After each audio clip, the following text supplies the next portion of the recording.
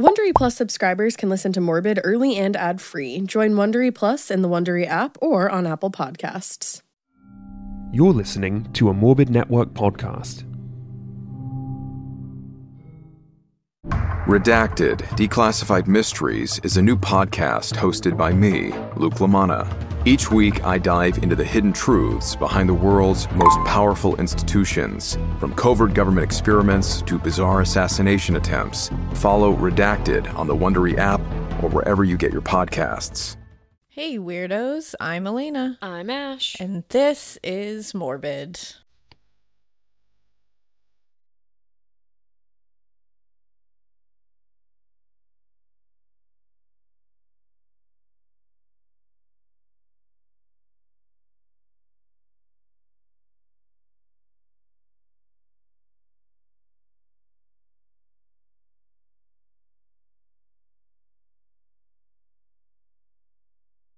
Hi. Hello, we are here. And so are you. Oh my god, I was literally just gonna say, and you are too. And you are too. There you go, we're all here together. Oh my god. It's, I'm tired.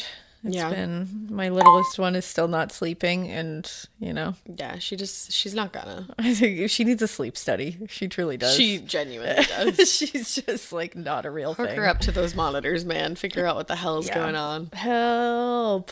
But other than that, I think something really sad happened. Andre Leon Talley died. I know. I feel like every episode lately is like, and this person died. Yeah. It sucks. It just keeps me, I woke up to that this morning and was like, are you kidding me? He was a huge, huge figure in fashion. And I'm not like a huge, fashion, Vogue and everything. I like fashion. Ash is definitely more like fashion. I love fashion. But I definitely was a fan of Andre Leon Talley just for who he was as a person. Yeah. And I mean, in case you don't know who he is, he was the creative director at Vogue for a while. He rose up the ranks like crazy. He was the editor at large for a long time. He was 6'6", I think it is, or 6'7". Yeah, he was tall. He was this tall force, and he wore the best. Oh yeah. He was fearless with fashion. He just was awesome. And he also just had a way about him. I was going to say, he just emitted the best vibes. Just, yeah, positivity. And he just seemed like he encouraged people a lot, which is nice. He seemed like a very happy person and someone you would want to be around. It's just a real bummer. Thanks a lot, 2022. Jesus. Yeah, she's being a real... She really is. And nobody, maybe is she mad that nobody claimed her? I don't know. Maybe should somebody have claimed her? I don't know. I don't know if we want to take that road.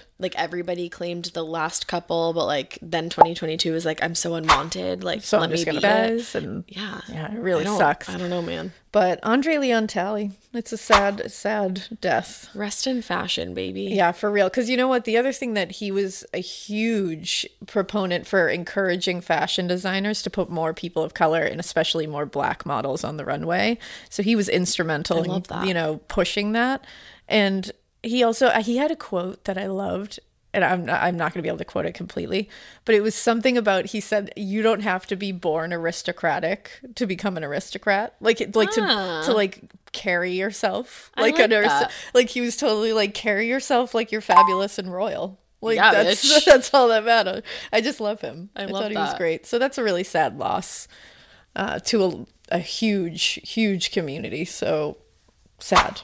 Yeah, very sad. But rest in peace, Andre. Thanks for what you did. I was just trying to find We don't have quote. A sitcom song for you, but... We could sing Vogue, I guess. I suggested that, but then I was like, people are probably gonna stop listening if we just sing at them every time, so... Yeah, we had 2 sitcom songs that we sang, and then we're done. Don't worry. Yeah, we can't come after Madonna. Yeah, we really can't. No. Because, Oh, now I have it stuck in my head. I know, I do too.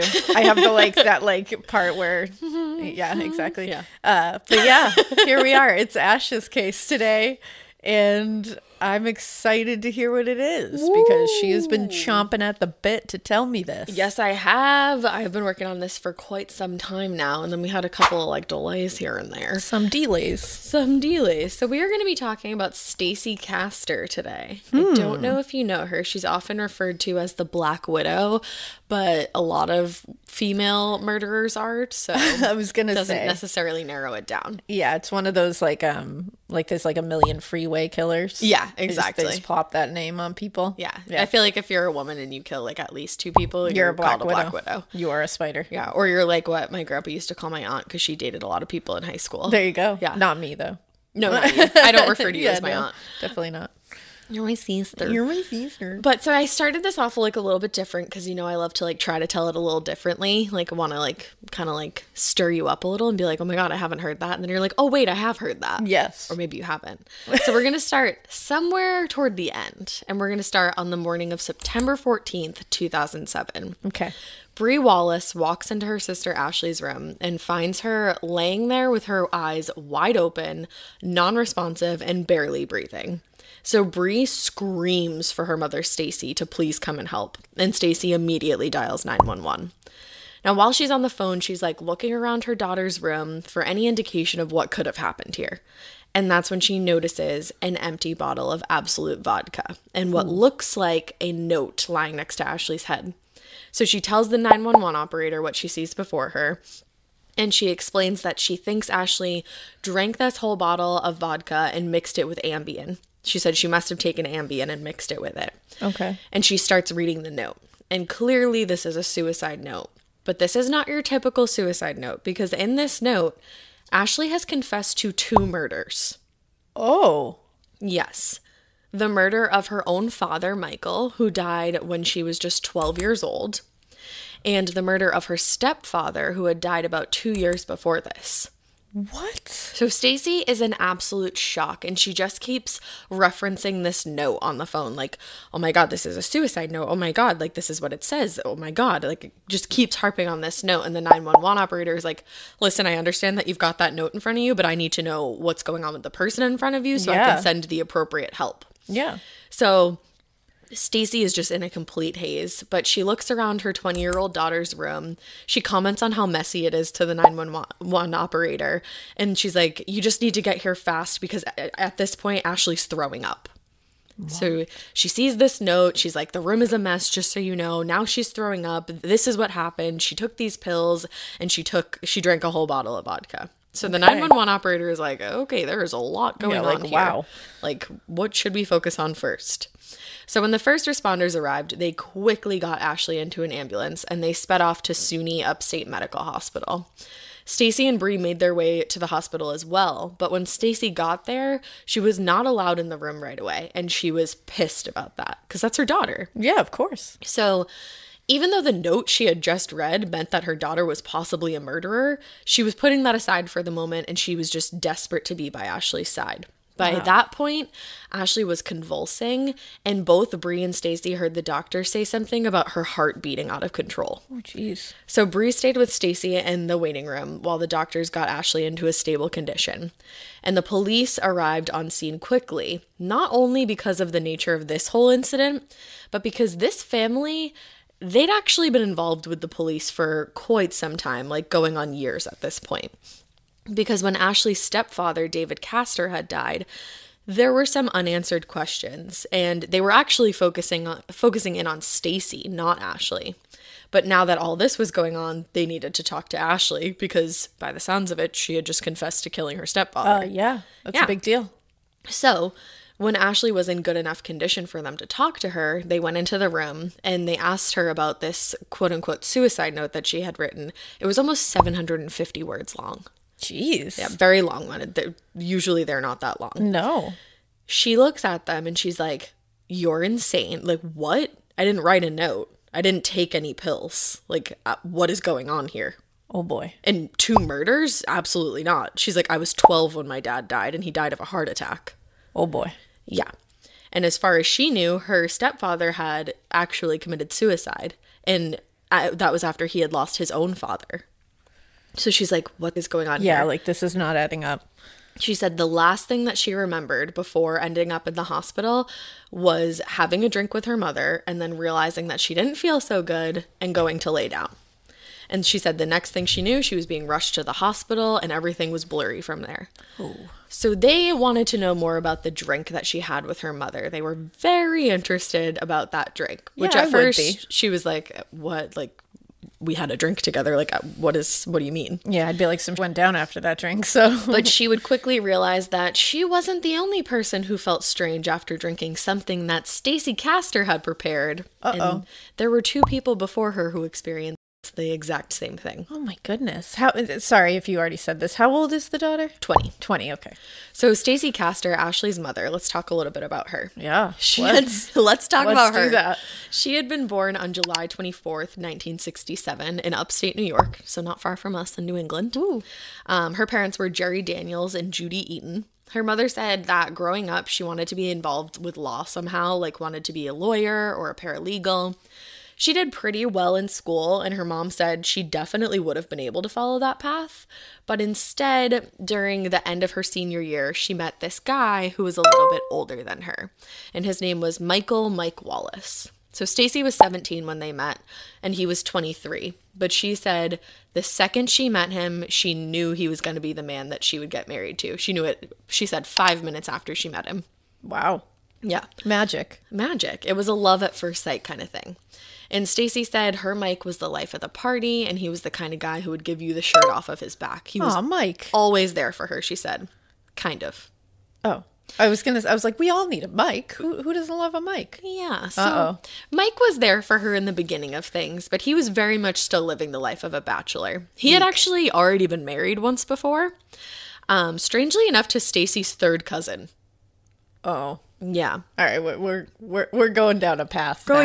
Here we go. And I take it back. Stacey's 3rd cousin and Mike actually had a child together. They had a son. So he already has a child.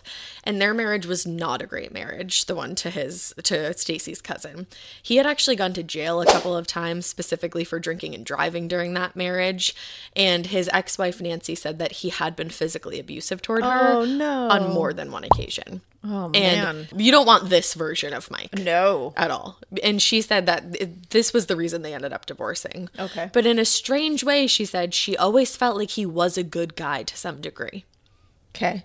Yes. So Stacey didn't see that side of Mike when they first started dating, like the yucky side, but it slowly started to reveal itself. As it usually does. It wasn't physical in the beginning of the relationship, and that broke them up, because they did end up breaking up over Mike's partying and the fact that he would always pick going out and having like a wild time over staying with Stacey and like hanging out with her.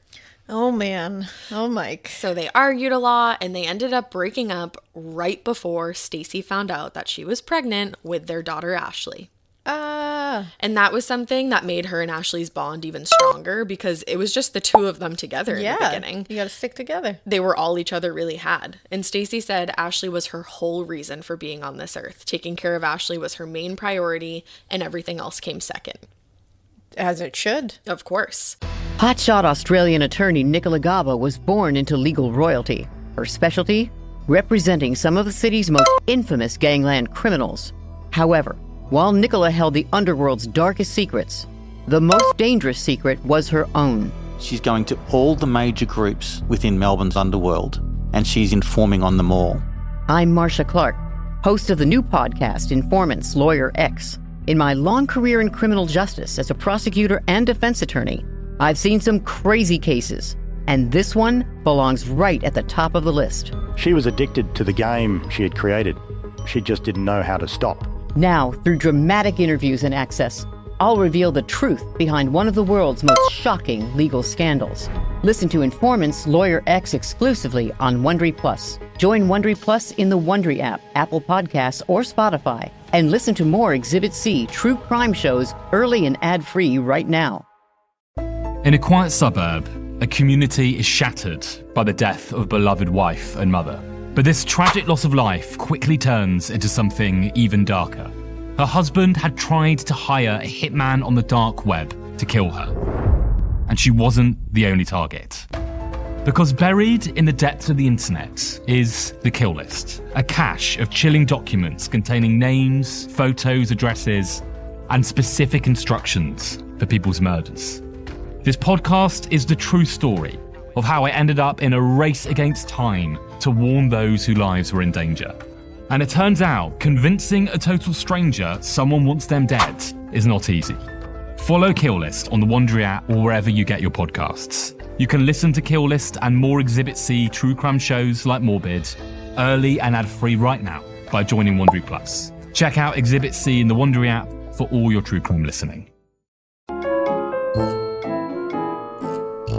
So a few months after having Ashley, Stacey and Mike figured things out. They got back together. And in April of 1990, they got married at Stacey's childhood home. Okay. Cute little wedding. All right. So things are, turning around. Yeah, the puzzle pieces are starting to get put back together. Yeah.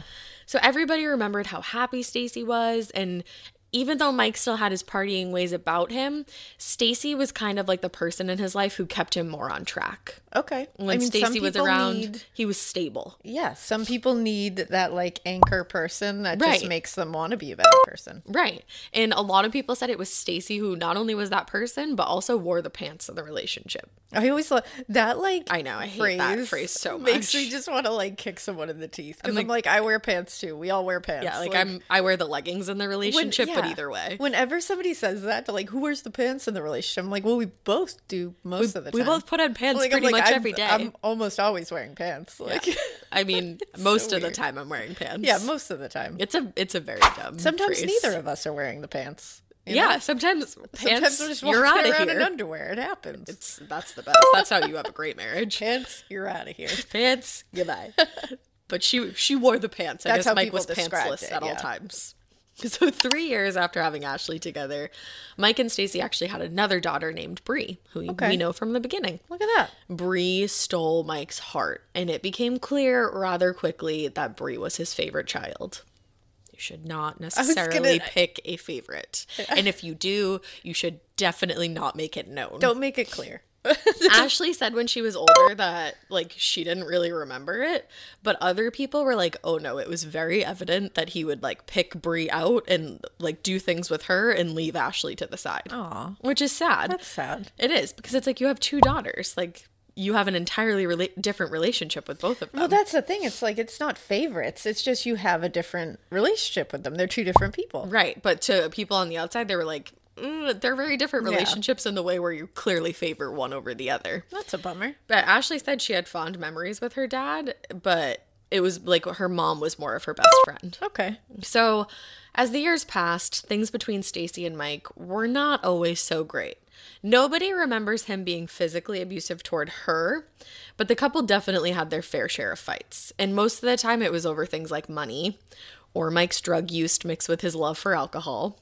And it also didn't help that they worked entirely opposite schedules. Oh, yeah. So it's like I'm sure basically that's hard. the makings of a disaster. Yeah, of course. Because by day, Stacey was working as an ambulance dispatcher, actually. Oh, wow. Ironically. And Mike was a mechanic by night. Okay. So Stacey would tell people all the time during like the later years of like the marriage that she was getting ready to divorce Mike. She wanted to leave him. She wanted to move on. But that would never happen because it was like there was always something that made her stay. Even though they were having such like intense issues, the love that she felt for him never seemed to go away. I was going to say that's like we talked about that, I think, in like a recent Listener Tales episode. People were sending us messages being like, sometimes like I think it was one like that.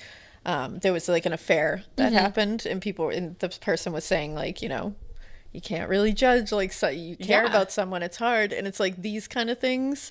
You're like, there had to have been something. Right, because something brings you together, so it doesn't just die out. I mean, sometimes it does, but it's like oftentimes it doesn't. Right. And sometimes it's hard to see those really bad things for what they are. Definitely. And as we know, Mike passed away. I said it in the beginning of the story. And even after Mike passed away, Stacey still talked about how much love she had for him.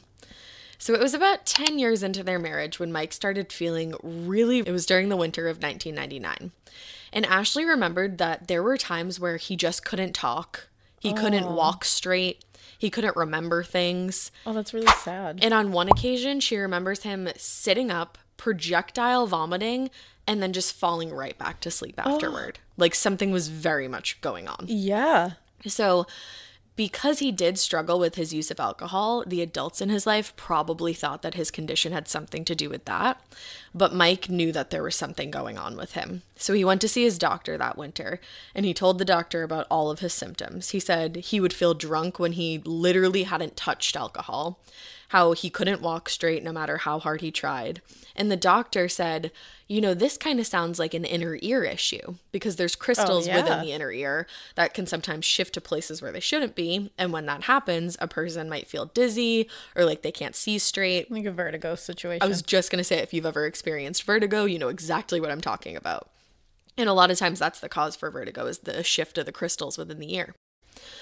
But that was not the case for Mike Wallace, because while he was waiting on a follow-up appointment, he was still feeling terrible and experiencing the same symptoms. And on January 11th, 2000, he laid down just to relax on the couch, probably just looking for some kind of reprieve from this constant dizziness and nausea that he was feeling. But he would never get back off that couch. Ashley got home from school first that day before Bree, and when she got home, she didn't think her dad looked good. And she said that his behavior was just more confusing to her than anything else. He was making weird faces, and at one point she saw his arm jerk into the air and then fall down. And she thought it was strange, but she's also 12 years old. And she's only 12. She's like, maybe he was sleeping, having a weird dream. Like, I don't know. Yeah, what do you... I wouldn't know now. I have no idea. So she wasn't sure, and she had to go pick her sister up from school because she would go walk and get Bree from school. So while Ashley was walking to pick her sister up that day, Stacey got home in the meantime and saw that Mike was clearly in distress. And because she was an adult, when she saw his movements that Ashley just thought as strange behavior, Stacey was like, oh no, I think he's having a heart attack. Like, that's what that looks like. So she called an ambulance, but it was too late to save Mike's life. He died before they even got to the hospital, and he was just 38 years old. Oh my goodness. Like, so young. Jeez. So they didn't need to have an autopsy because it was pretty clear what had happened here. And Mike wasn't exactly the poster child for like health and wellness, so it didn't raise a lot of eyebrows that he died pretty young. Being his wife, Stacey was the beneficiary of his life insurance policy, and she got a payout of $55,000. So she used part of that money to buy a cemetery plot where she had Mike buried, and some of it to take the girls to Disney World. Okay. So some people in Mike's life did have questions. His sister specifically was like, I don't know, something just doesn't feel right about this. Yeah. But she kept kind of getting like pushed to the side. Yeah, which often happens. Often happens. And one of the things that people did think was strange, some people, they said that Stacey just didn't really show much emotion about her husband of 10 years suddenly passing away. Yeah. And there is something to that. Of course. You know, you can't judge, we always say it, you can't judge completely someone how they grieve, but like... If there's no sign of emotion, nothing, you can at least... 10-year marriage? It'll at least raise some eyebrows. Right. So it raised some eyebrows, but other people thought, you know, maybe she's just trying to be strong for her kids. Like, she can't break down constantly and lose herself in grief. But nobody saw Stacey grieving at all. It was just like, it wasn't just putting on a strong face. It was just kind of strange. Yeah. It was like, okay, like this, that's what it is. And like, now we have to move on. Yeah. And she also did move on pretty quickly as far as some people were concerned romantically. Because people were like, okay, the end of her marriage to Mike was rocky and she'd been out of it for a long time, so she deserves to move on. But other people were like, no, that's too fast. Yeah. Now, Ashley and Bree were not stoked when their mom decided to move on, because for a long time it was just the three of them. Yeah. And they would go on like shopping trips. They had gone to Disney. There was a lot of bonding going on, and they had just lost their father. But all of that was going to change when Stacey met a man named David Castor.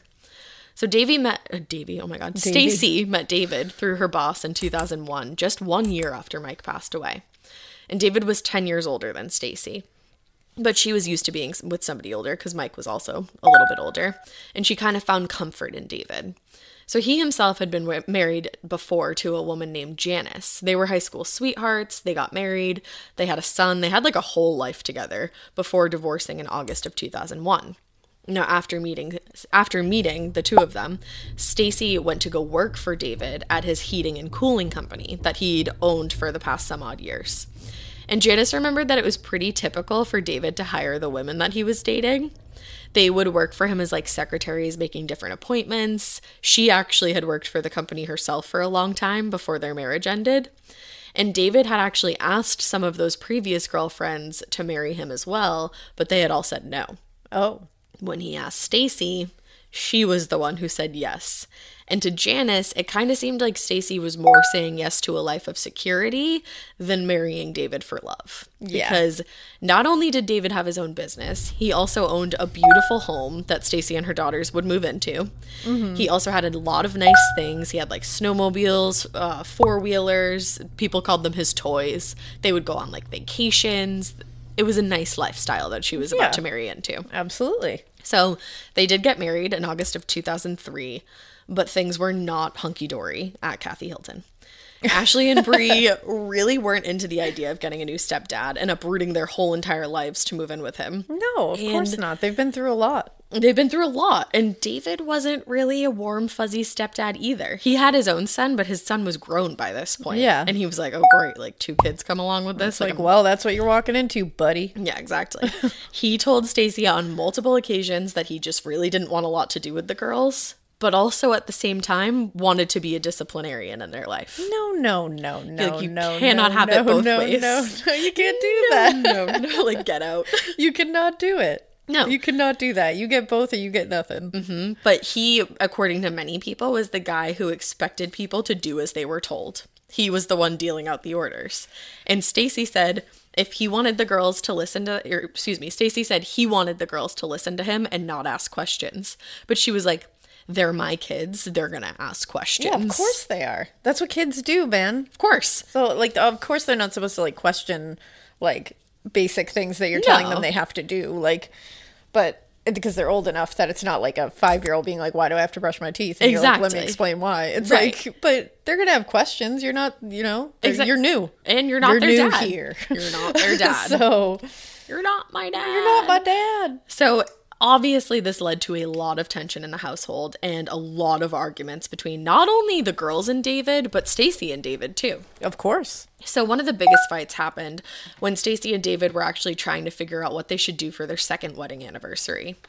By this point into their marriage, it was not going great. I think Stacey was actually seeing somebody on the side. Not good. And they were just... I would say that's not going great. Say that's actually the opposite of going great. Yeah, I would say that's going poorly. Yeah, so David was like, I want to go somewhere for a weekend. So we can kind of like reconnect. We can figure out what's going on here. Let's just go away together. And Stacey was like, I don't want to, because Ashley was old enough to stay home by herself. She was about 17 or 18 at that point. But Bree was only about 14 or 15. And Stacey was like, I don't really want her to be home by herself. No, I'd be the same way. An extended period of time. Yeah.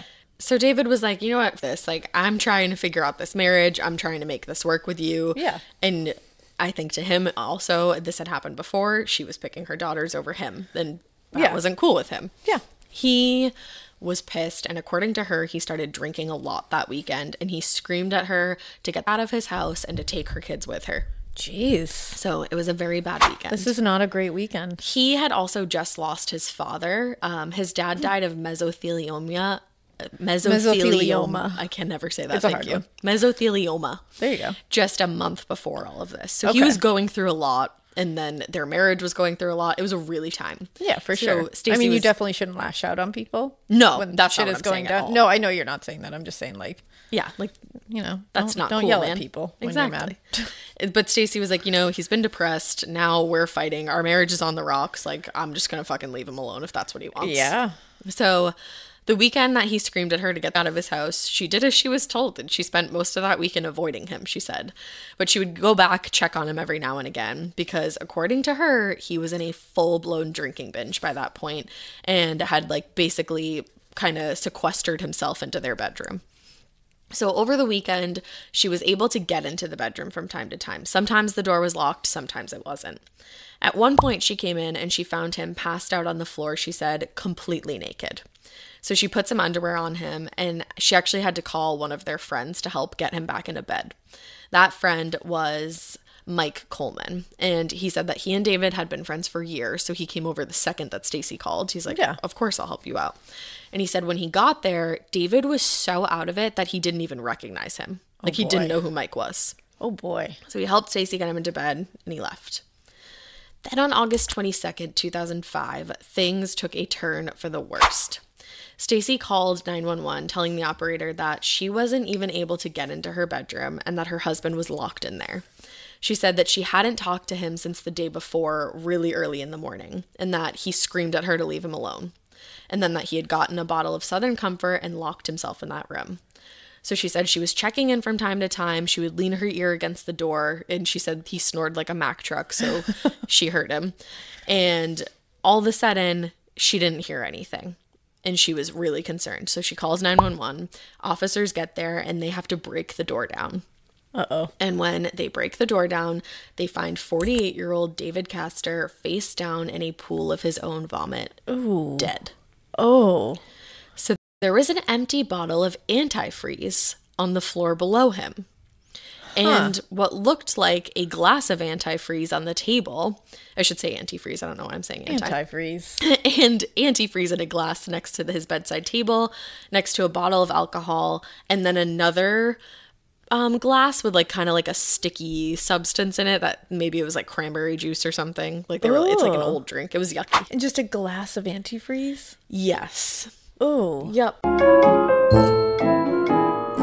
So David, they rushed him to the hospital, but he's dead. He apparently died of kidney failure from drinking antifreeze. Wow. And his death was ultimately ruled a suicide based on the information that Stacey gave. Ooh, what a way. So we're going to get into like a little bit of what happens when somebody ingests antifreeze. Yes, because we will. For somebody to use antifreeze as a means of suicide is not very common. No. Specifically because it is a very slow and painful death. I was going to say, that's an agonizing death. Agonizing, because when a person ingests antifreeze, their body starts to metabolize the chemicals, which is why it takes a while for the poisoning to take effect.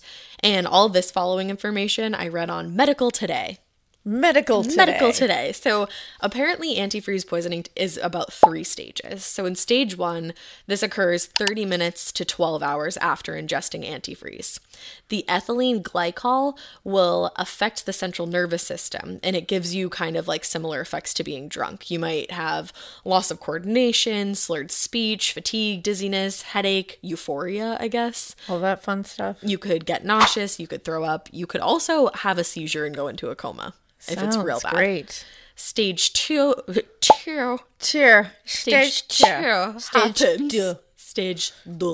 happens about 12 to 24 hours after consumption. This is when your body starts to metabolize those chemicals, and it turns them into toxic acids, which then lowers your blood's pH, and that causes a condition called metabolic acidosis. Oh. And that can occur when the kidneys are unable to get rid of extra acid, so it's metabolizing in your kidneys. Fun. When this happens, your kidneys, your brain, your lungs, and liver will start to experience different symptoms, which can include shallow breathing, irregular heartbeat, and that's because the acids will lead to a large level of potassium in the blood, also known as hyperkalemia, which can lead to cardiac arrest. Also, changes in the blood pressure can happen, fatigue, confusion, dehydration, and again, you can also go into a coma at this point. Wow. And by stage 2, aggressive treatment could be very necessary. Yeah. Stage 3 happens 24 to 72 hours after ingesting. And at this point, a buildup of calcium oxalate crystals will potentially lead to the kidneys failing, which is exactly what happened in David's case. Man. So his kidneys That failed. is a tough death. A very tough A long and agonizing death. Grueling. Ooh. And I can't imagine horrible. experiencing all of that. Yeah. So something about David's death while they were walking around this house obviously didn't really seem like cut and dry to investigators who arrived on scene. Nope, it doesn't to me. They were like, we don't necessarily walk into a suicide like this every time. No. So one detective in particular, Dominic Spinelli, was like, there is something very wrong with this whole scenario. Yeah, something Why is off. would this guy have used antifreeze as a means to go when he literally had a gun under his bed that he used for hunting? Okay, thank you. I was just going to ask that. I was like, was there a gun in this house? Not that I'm saying like, no way to die is a great way to die. But it's course. like to pick antifreeze over that is woo. It's just not. And a lot of It times just doesn't make a lot of sense. men aren't poisoners usually. I was also thinking that Like, just it it's doesn't go along with any of the Right. typical. things Exactly. that you would find in a case And like obviously this. there are times where like it will happen. Of course, but people go against it all the time. it's not often that they see this. No, and they're like, for there's sure. a gun literally like next to the antifreeze, like a little bit under Yeah. the bed. That's confusing. And Janice, David's ex-wife, who had been with him for about 25 years, Wow. was like, I don't think he would have killed himself. Like, I don't see that. Yeah, she's just like, I do have some sense. And especially not this way. No. So they obviously had to search the house and they did some forensic testing. And Dominic felt like his gut feeling was proving to be more than just a feeling. Because in searching the house, they found a turkey baster in the garbage. Oh. The turkey baster had remnants of antifreeze Stop. inside of it. Stop. Along with David's DNA. A turkey baster? So inside of the turkey baster and a little bit on the outside was antifreeze and traces of David's DNA. And I'm kind of picturing the one with like the black top. So then picture the 100%. black top area that has Stacey's fingerprints on Oh, it. come on. Come on. But like this is her house. That's her turkey baster. Yeah, you That's use why it to her baste the fingerprints turkey. are on it. The glass on the bedside table filled with antifreeze also showed Stacey's fingerprints. I also just looked up the picture, and that glass of antifreeze is the most ominous, scary thing I've ever seen. Just a glass full Just of a green glass. liquid that you see in your driveway if you have a leak. It looks like an alien liquid. It's so scary. It's so freaky. With the Ugh. turkey baster. And then the fact that I mean, again, it's her house. Right. So both of these things, yeah. Of course it's they're in my gonna have house. I touch fingerprints. these things all the time. Right. It's, The weird thing about the glass is that the fingerprints were on the bottom of the glass, almost like she had held it up to somebody's mouth for them to drink. oh. Oh my God, this is horrific. So the detectives were like, hey, you think that we should invite Stacey to come talk to us at the station for a minute? Maybe. And almost immediately, she explained to them why she thought David would have used antifreeze as a means of suicide. Oh, I'm glad she has a logical explanation for this. She told the detectives that the two of them had been watching 48 Hours recently, that show that we all know and love. And she said that the show they had watched featured a woman, Lynn Turner, who had killed her husband and then later her boyfriend by mixing antifreeze into green jello. Okay. Like, that's a case that really happened. Okay. Lynn even got away with it for some time. So but far, then- this is not making her look better. No. To me. No, not at all. I'd be like, go on. Go on. Like, what? And she was like, well, that's how he got inspired Obviously. to do this. It's like, no, I think that's how you got inspired to do this. Precisely.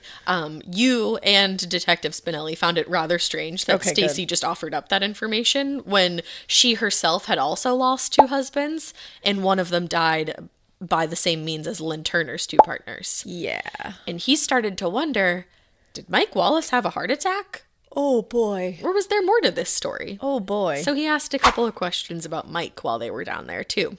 And Stacey said Mike had a myriad of health issues, and it was really no surprise that he died when he did. And looking into his medical files, Detective Spinelli found the exact opposite. Mike's only health issues came at the very end of his life, just about 1 year before he died. And he thought, I wonder what would happen if we got permission to exhume Mike's body. What would we find? Get the f out. So he also, because the other reason that he wanted to do that was because Mike's body had not been autopsied. Oh my God. Because they thought that he just died of a heart attack. Yeah, it was a clear cut. Clear cut, right? No foul play. None. So it took about a year to get permission from the county where Mike was buried to get his body exhumed. It takes a while. And when they did, Detective Spinelli's suspicions were confirmed. Mike Wallace's kidneys were riddled with antifreeze crystals. God. Riddled. What? So if he had just had an autopsy, boom, bang, shaboom, Boom. Wow. foul Wow. play. Wow. What were the odds that what were the odds that both of somebody's husbands die this exact There same are way? no odds. sorry. That's not a thing. Not even slim to none, just no odds. Just zero. So not only did they find antifreeze crystals as proof of poisoning, but Mike's body also showed traces of rat poison. So he was doubly poisoned. And the detectives decided to keep that information about the rat poison close to the chest, knowing full well that they would use it against Stacey later on. Absolutely. And just thinking about how that explains some of that bizarre behavior, the stuff that must have been going on inside of his body. His body is was just slowly shutting a down. nightmare to think about. Yeah. I mean, literally every Holy single like symptom that I explained before that I got from Medical Today. Medical Today. He was experiencing. Yeah. Like the fatigue, the like drunkenness when you're not drunk, Nausea, like the feeling vomiting, like feelings of like being drunk, cardiac arrest. Like he definitely did have a heart attack, but Absolutely. It wasn't a random heart but attack. It was not a natural heart attack. It was that just a happened. rat poison and antifreeze induced heart attack. That is truly something. So with that, they decided to head out and see Stacey again. Yeah, you should probably talk to her. Check in, ask a couple questions. Just, we're just checking in. We just want to chat. Yeah, and this time they were like, we want to talk about David, of course. Yeah. So during that interview, Stacey did not just lie about how many times she had called the house to check in on David that weekend, that he had supposedly told her to get her kids and get out of there. She said that she called every 30 to 45 minutes because she was like, I was checking in on him. Like, I was really worried. Cell phone records and home phone records showed that she called one time.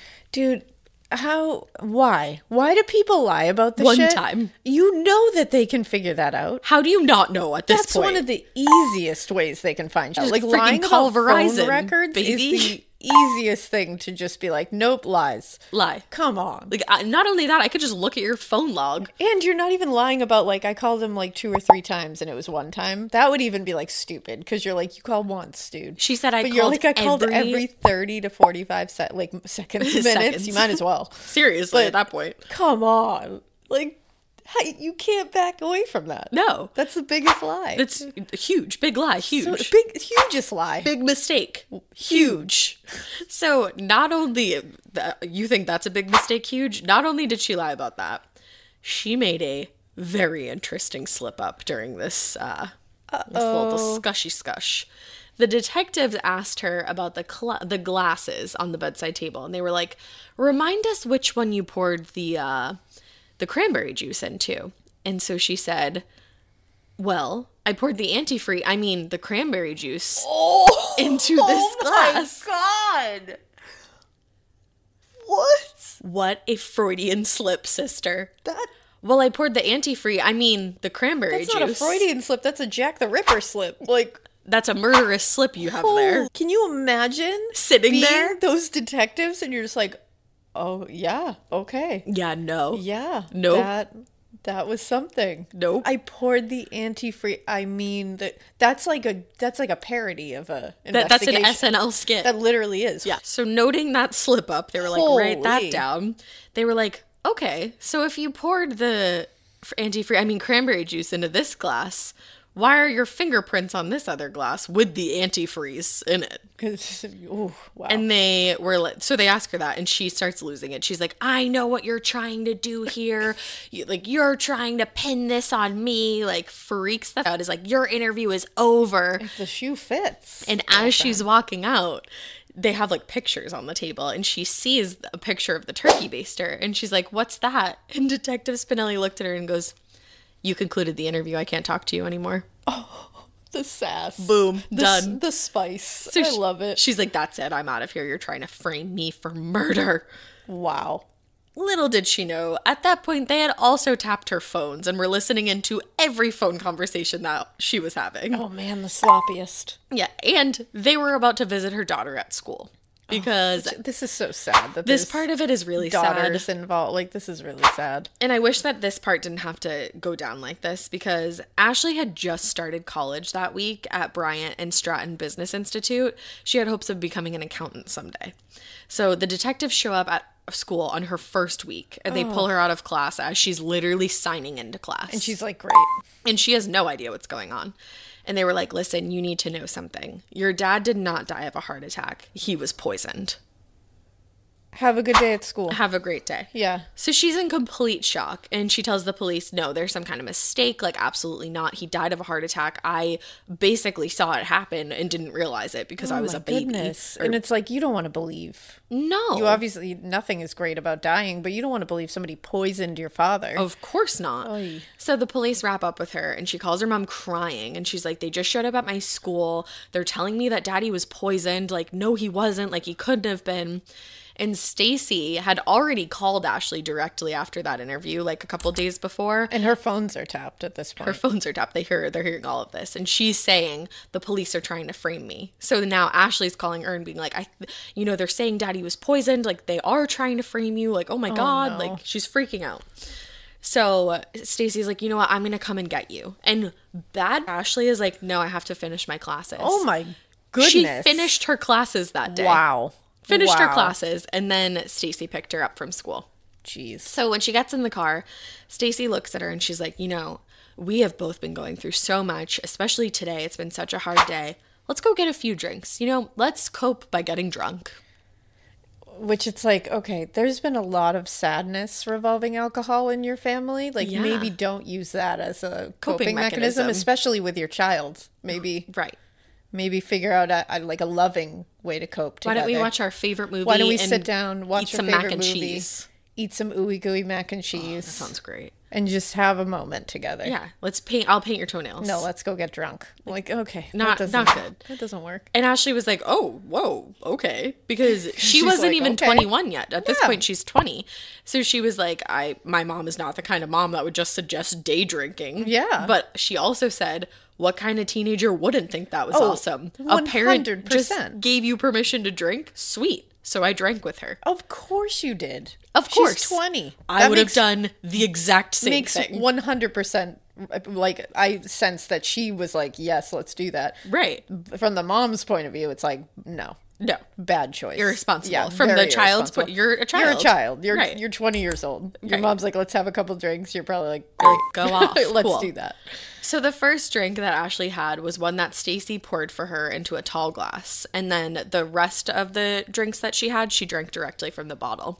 I think she said that they were drinking Smirnoff watermelon flavor, which sends me back to being iced and gives me PTSD. That makes my stomach hurt. Have you ever been iced? No. Oh, yeah. I haven't been personally, Horrific. but yeah. Horrific experience. So after a while, she said that she was starting to feel nauseous. And Stacey said, go lay down, take this pill, you'll sleep it off. So she gives her a pill. I'm assuming it was Ambien. I'm still like, this is the worst parenting I've ever seen in my life. On planet Earth.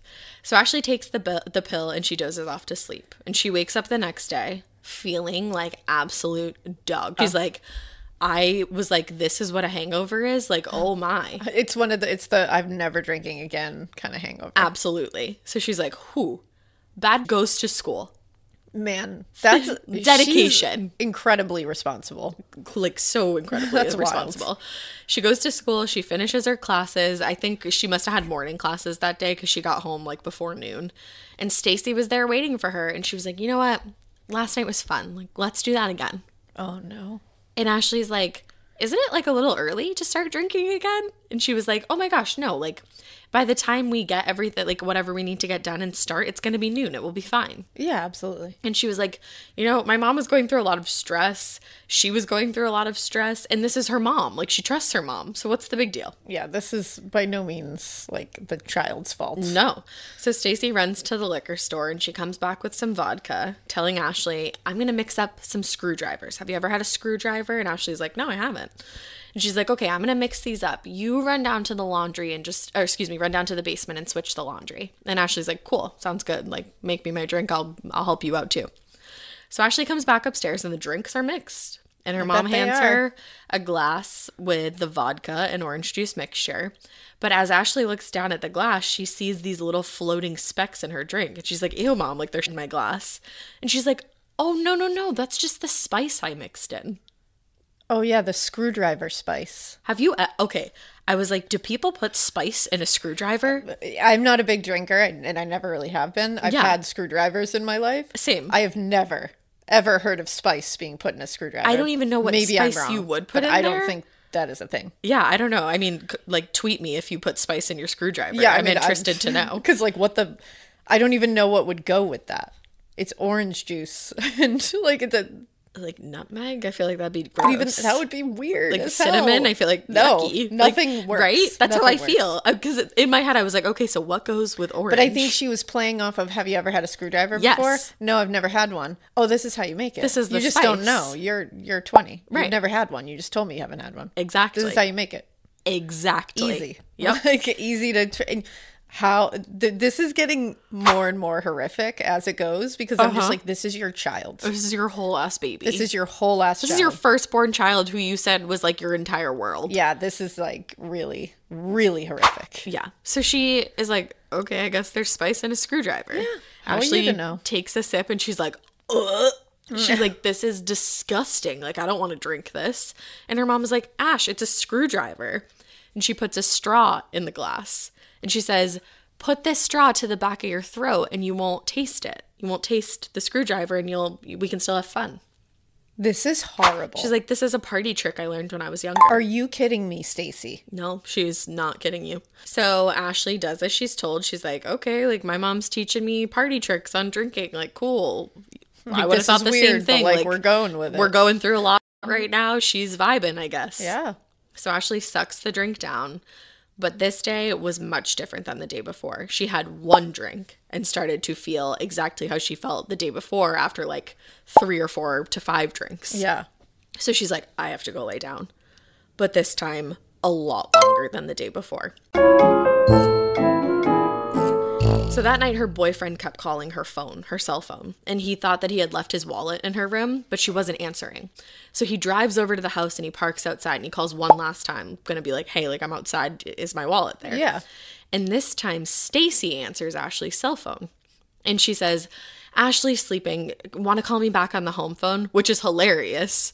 Because that is tapped and Ashley's cell phone is not. That's amazing. It's just like a great... What a great twist of fate. Really. So he's like, okay. So he calls the house and he's like, hey, I think my wallet is inside Ashley's room. Would you mind checking for me? Because she said Ashley was asleep. So she's like, yeah, sure. Hang on a sec. And then she comes back to the phone a minute later and she's like, I just checked. It's not there.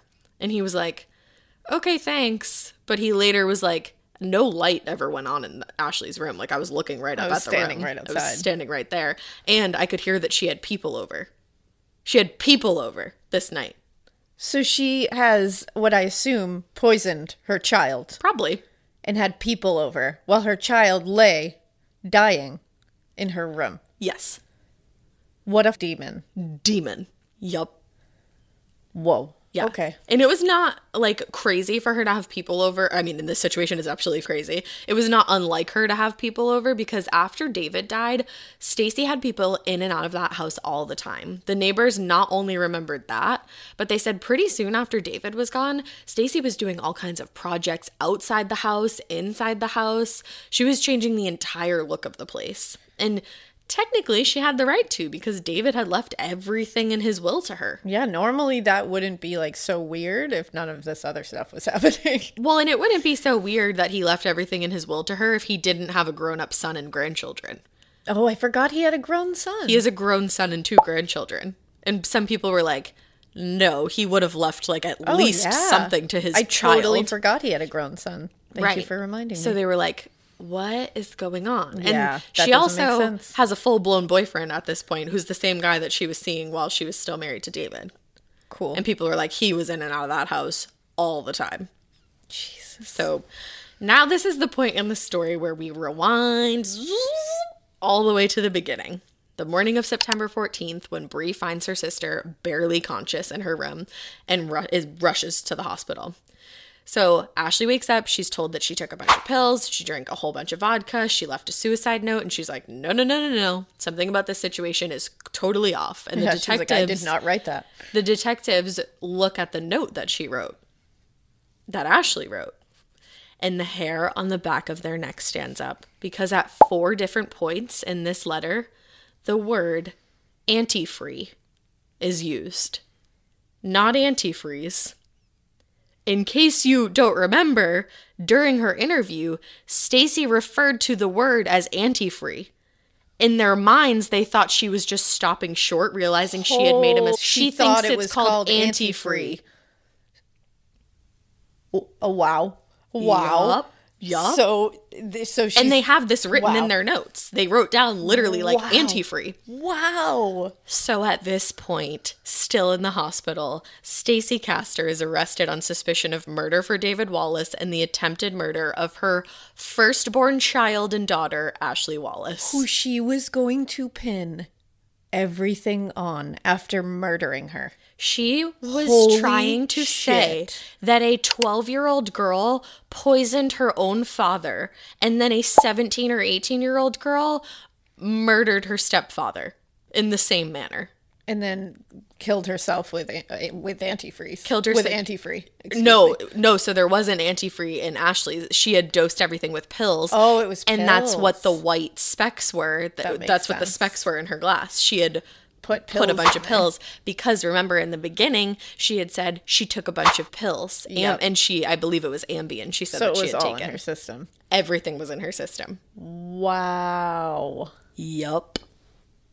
That is shocking. So, yeah, she gets arrested. And throughout the lead up to her trial, and even during and after, she maintained that she was innocent and it was Ashley who must have committed these murders. Oh my God. She had left the note.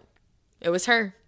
Oh my God, what an evil son. Police investigated that note and found out that Stacey's prints were the only fingerprints on the note. Of course they were. And it had been written on the computer 3 different times. There were 2 rough drafts. And then a final version, all written at times when Ashley was verified at school. Oh my God. Had signed in to classes. Her own mother. She's sitting in class and her own mother is writing a suicide note knowing she's going to murder her and frame her for murder. A for double murder. 750 word suicide note. Framing her child for murder.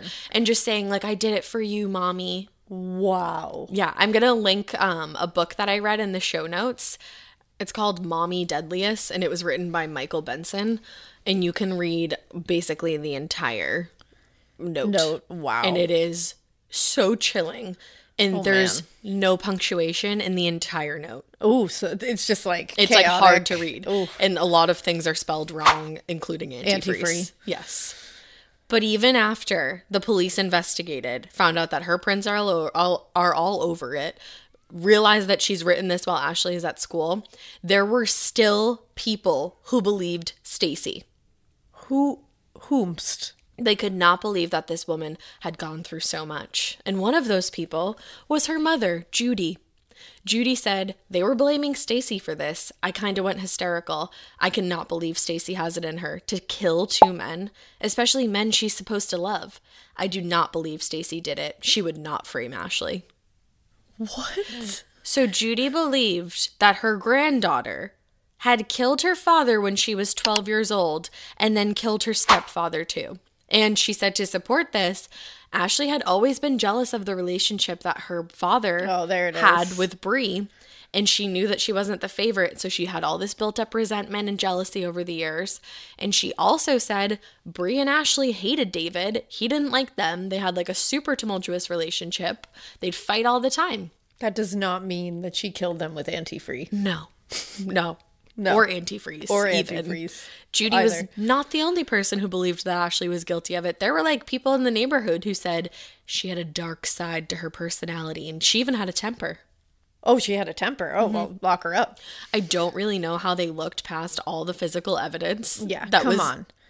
And the fact that that note was literally written when she was verified at school. Verified at school. Fingerprints are all over it. Her ex-husband's, or excuse me, like old husband, it wasn't even her ex-husband, his body was exhumed and showed traces of rat poison and antifreeze crystals. Like, come on. Unreal. And this woman... she basically, that, to me, it is so damning that she said antifreeze. So and damning. And then wrote it in the note. That is so damning. Different times. That is a very clear pattern of speech that she has, that she thought that's how you said it. That's linguistics, baby. It is. So Stacey Castor was indicted on nope, not June at all, December. I don't know how I just looked at on June. The word December and that's said on June. Some June. Nope. December. She was indicted December 20th, 2007. She faced 3 charges. 1 count of second-degree murder, 1 count of second-degree attempted murder, and a plot to present a forged will. Yes. It turned out that David's son, David Jr., had actually sued her in the past, knowing full well that there was no way his father would have left every last thing to Stacey. Stacey had done like things that his father never would have done. She sold the business, which was a family business, for like since its creation, for $200,000. Oh my God. Yeah, she was changing the house completely. This stuff should tell you that something was going awry. Absolutely. But 2 of Stacey's friends had come forward and said that they were witnesses to the change of the will, and they said they saw both David and Stacey sign it the day after they got married. Oh, The new will. Yeah. Both parties signed affidavits in the original suit. But then when they realized what could happen, what charges could be brought against them, had they lied on an affidavit, they withdrew their statements. Oh, yeah. You didn't know how that worked? Yeah. You can't lie? Yep. There? So Lynn Pulaski, I believe is how you say it, and her husband Paul, they said they signed the will after David had already died, thinking that they were just doing Stacey a favor. Yeah. Lynn said, I figured that if I could help make things go smoother for her, then why not? I never in my wildest imagination thought it would turn out to be what it was. Wow. And because they cooperated with the rest of the investigation, they didn't face any charges. But they lied on an affidavit. Good. Yeah, good. And you just want to be like, do you have an explanation for that? Like why you lied? Yeah. Why did you change your story? I just thought I would make things go smoother for her. Yeah, just wanted to make it smooth. Cool. So during the trial, which took place in January of 2009, Ashley testified against her mother, recalling the whole lead up of events to her near-death experience. She looked right at Stacey and told her, I never knew what hate was until now. As horrible as it makes me feel, this is goodbye, Mom. As hard as you tried, I survived. Oh, that just gave me full chills. I know, I actually have like actual goosebumps right now. And just to that look at your part mom being like, as hard as this is to say goodbye, and as hard as you tried to I kill survived, me. like to your mother. Like that's what that means. As hard as you tried to kill me, I survived. Because it's like I would never question something my mom handed me to drink, and it's like, and of course she wasn't. Of course. And it's like you just think that she betrayed her trust that way and literally tried to kill her. Yeah. And then like had people over while she knew her child was dying. Yeah. Or hoped she was. And not only tried to kill her daughter, but tried to kill her daughter and make it seem like her daughter was a murderer. A double murderer. Yeah, exactly. Like completely tarnish her life. Forever. Wow. So the prosecutors were able to use the evidence, not only like all the evidence against her with the note and the computer and everything, but they also were able to bring in the evidence that they found during the exhumation of Mike Wallace's body. Oh, I was waiting for that. They also had the evidence of that turkey baster with her fingerprints all over it. Yeah, they do. And David's DNA inside of the turkey baster alongside antifreeze. Yeah, which, hello. Hi. So they painted a picture for the jury telling them that Stacey Castor had most likely used that turkey baster to pour more antifreeze down her already dying husband's throat. They explained that Stacey's fingerprints found on the bottom of the glass, which had antifreeze inside, that reasoning for them being on the bottom of the glass was because she probably held it up to her husband's mouth, and pouring even more antifreeze down his throat. Oh my God. Yup. This is so vicious. And then they presented the computer evidence. It showed that the suicide notes had been written 2 days before Stacey drugged and killed her daughter. Wow. So she knew she was going to do this for a while. Yeah. So clearly, like the first set of drinks that they had were also spiked with drugs. Of it just course, wasn't that's enough. why she felt like. So the next time she must have put she must have really in there. And it just to me seems like that whole like, have you ever had a screwdriver? No. She was like, well, I can really with this one because she's never had it before. She doesn't know if it's like or not. Right. And this is something that like, of course, I'm going to have to make in a glass and hand to her. Why would she question that? Yeah, I got to mix it. Right. Like she'll question me pouring a Smirnoff Ice into a glass, but she won't. But I'm making a drink. It's a mixed drink. And it's got color in it, so it's going to hide that any powder. The white residue. And then if she does see the residue, I can tell her I spiced it. Not spiked it. Oh my God. So the jury, they deliberated for 4 days, actually. Wow. And when they came back, they found Stacey Castor guilty on all charges. Yeah. She was sentenced to...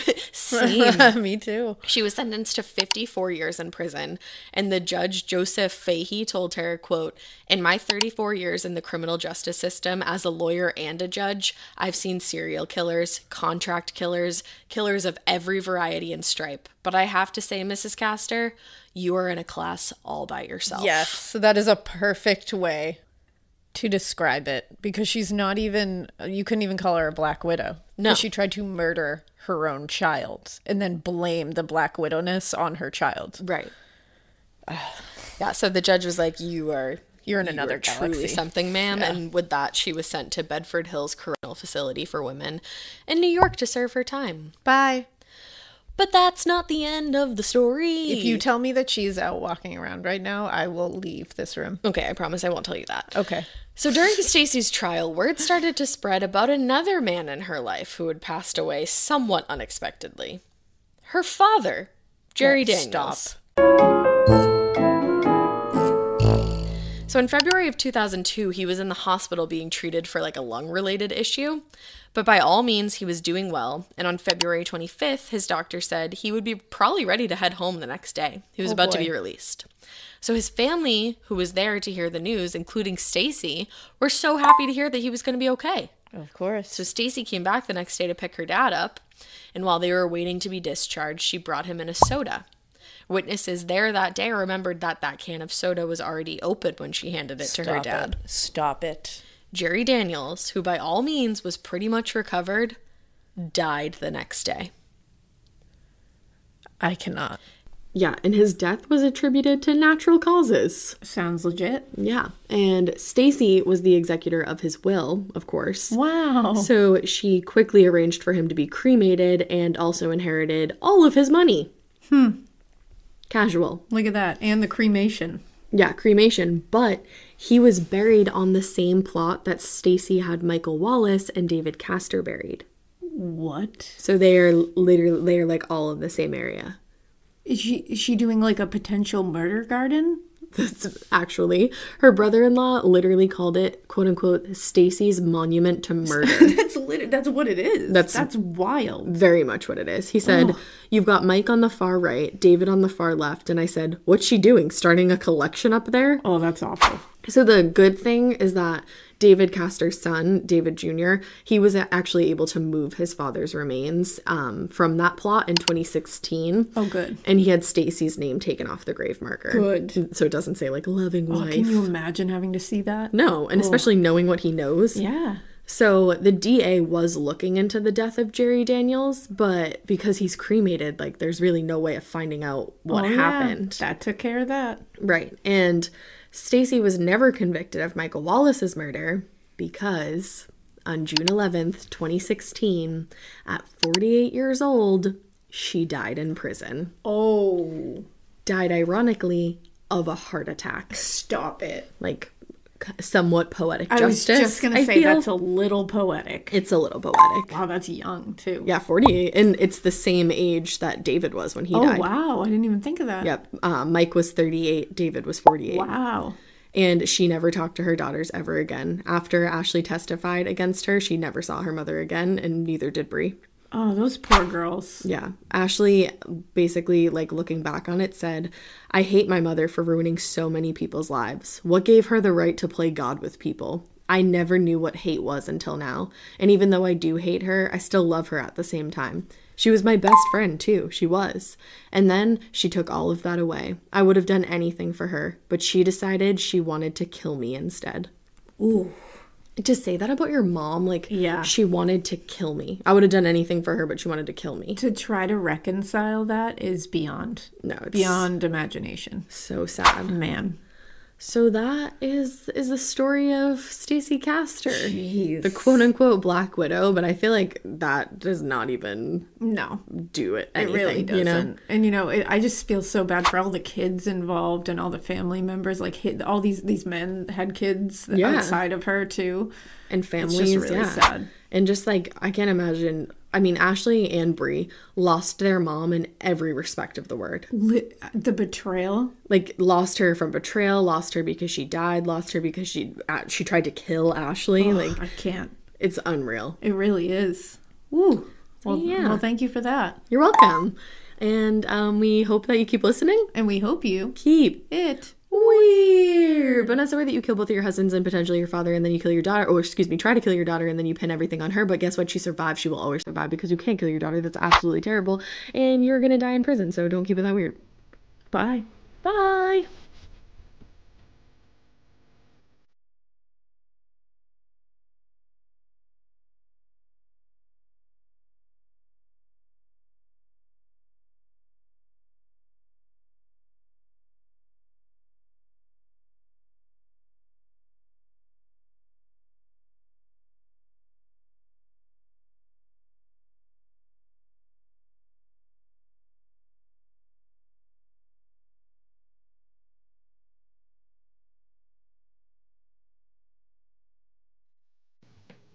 If you like Morbid, you can listen early and ad-free right now by joining Wondery Plus in the Wondery app or on Apple Podcasts. Prime members can listen ad-free on Amazon Music. Before you go, tell us about yourself by filling out a short survey at Wondery.com/survey.